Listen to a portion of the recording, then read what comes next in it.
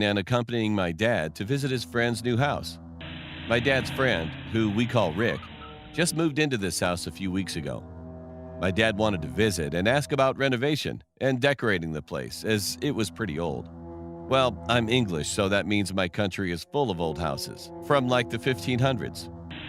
Rick had bought an antique castle thing in a forest. I know, pretty creepy, right? Anyway, we arrived and Rick and his wife invited us in. My dad and Rick soon went off to the garage to discuss what plans were for that room. I was left alone with Georgina, Rick's wife, and their newborn baby, Rick Jr.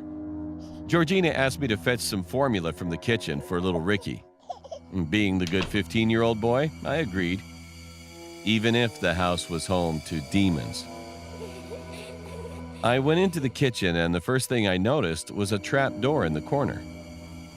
Me, being curious, I opened it. A terrible smell filled the kitchen. It smelled like horse manure mixed with puke. Suddenly, a pale hand with long fingers grabbed me. I swore and started hitting the hand.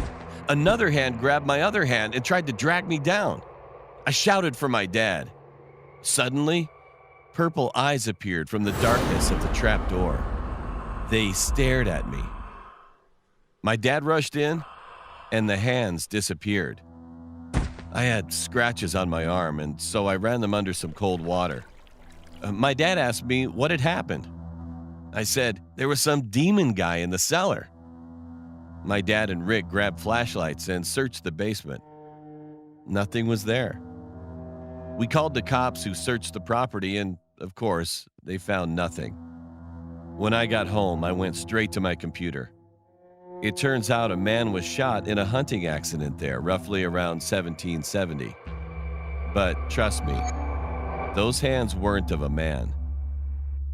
Rick still lives there, and over the past 18 years, there have been countless sightings.